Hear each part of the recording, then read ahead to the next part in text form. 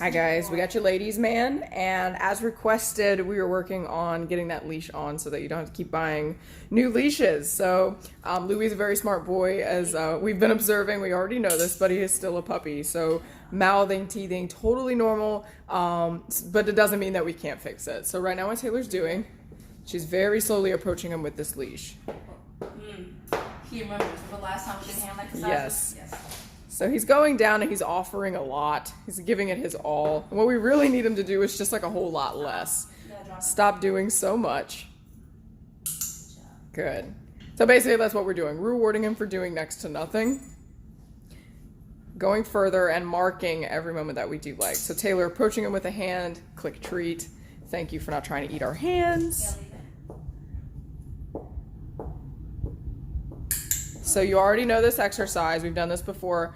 This is virtually the same exact exercise that you will do, but this time you will be adding the leash. So as you already know, when you do an exercise like this, you cannot rush it. So we often say that if you're going to practice putting this leash on and eliminating that silly barking, or I'm sorry, silly biting and chewing on the leashes, that you need to actually practice this when you don't actually need the leash. So don't necessarily try to do this if you're in a rush to take them for a walk or even to go potty.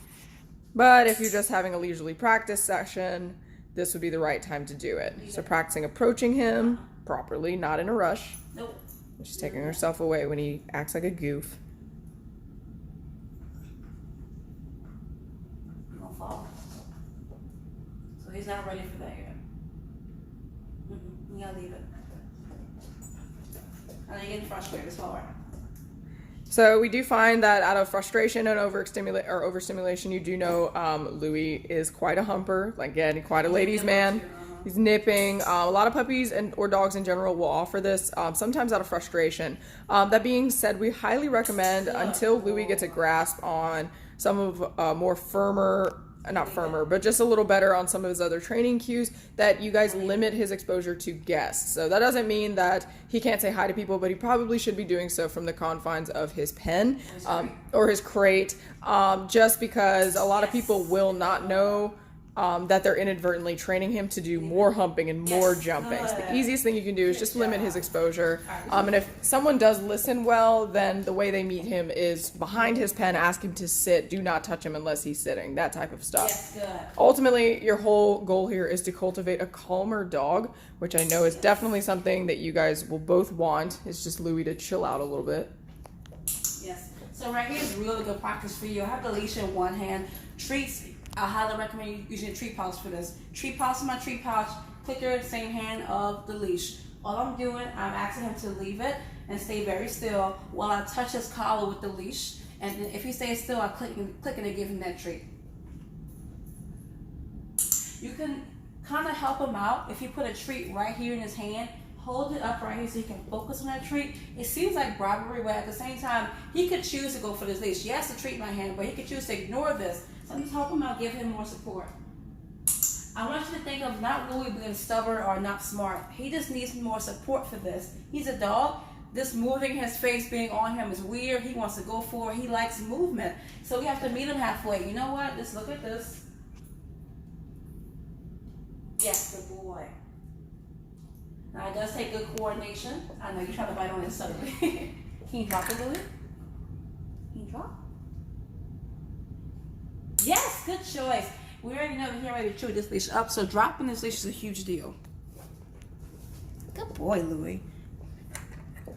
Another really important thing to note in this training is that you see how when Taylor was just showing the camera the leash, he adjusted himself. He moved closer and he offered her a sit. So even though this training seems like really impatient, he does actually enjoy these interactions. It is still problem solving. So taking your time to do this, it will definitely be highly beneficial. And now she's got the leash on him.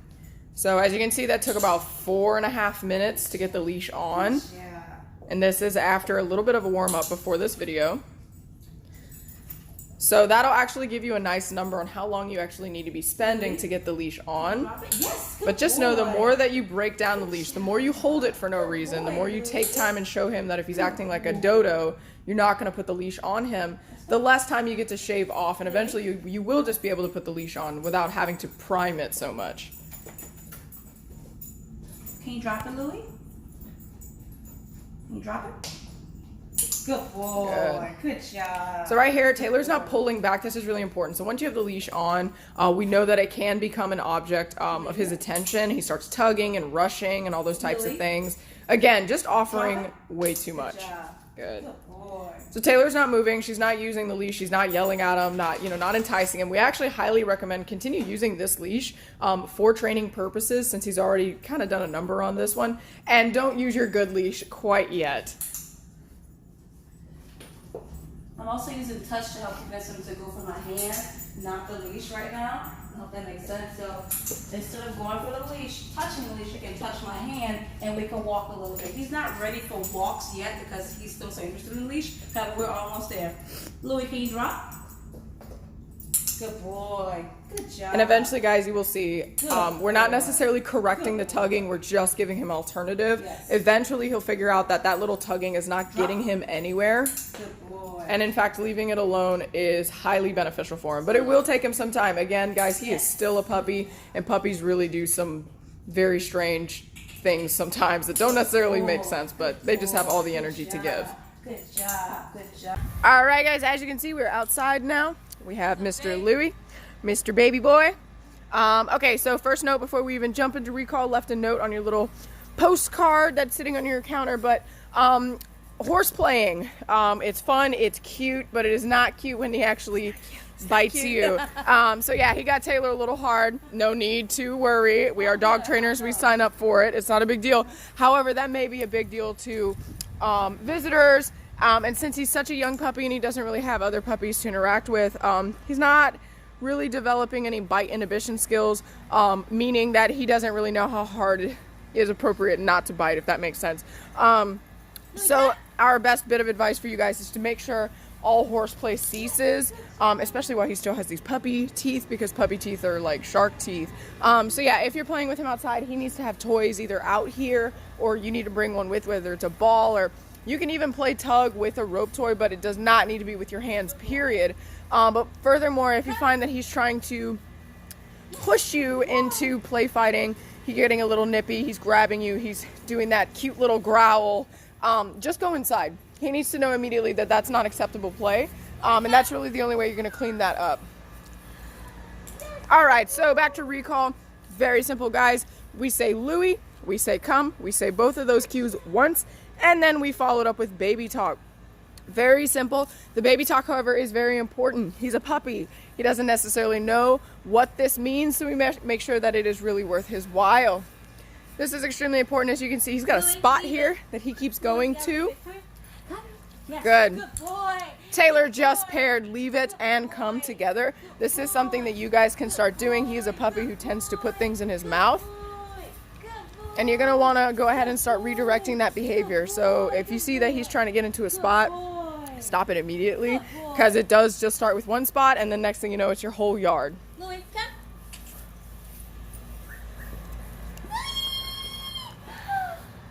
Oh, can you leave it? Can you come? Very good. So really important, guys. When you're practicing recall, don't give up. Some people, they'll say the name once, the cue, come once, and then they don't come immediately, so they just give up.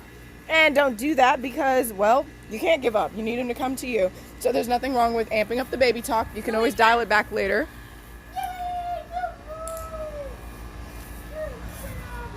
So we did notice, very important, your little prince here is a little bougie. He's not a fan of the sun. That's okay. As you can see, he keeps gravitating back towards the shade. So we recommend practicing this when it's not hot or not too sunny. But either way, make sure you are practicing it. And as you can see, it's very easy. I'm going to call him to me now. Louie, come. That's a good boy. Good job. We are right off the bat using a high value treat right now, so I am using cheese. The reason I'm doing this is because outside is extremely distracting. We already know he likes to grab just about anything from the grass, so we want to make sure that whenever he is ignoring those things and choosing to come to us, that he is highly rewarded. Louie, come. Good boy. Good job. Good job. All right, you're free. Louie, come. You gotta leave it, sir. Louie, you gotta leave it. Come on. Yeah, come. So we highly recommend, guys, that spot right there I just mentioned. If you see him circling back to that, immediately interrupt it, and we do not recommend him being outside in the back unattended. Otherwise, you're just giving him the chance to do more of this, but everywhere else. So just like a baby, if you see something you don't like, you have to stop them every time. And eventually, with how much you've intervened, eventually they will quit trying to go for it. Louie, come. You leave it. Okay, good job. Good boy. Good job. Good job. All right, guys, just to clear up those instructions, it is Louie, come, lots of baby talk, and make sure that baby talk does not include the word come or his name. Again, you don't want to sound too repetitive.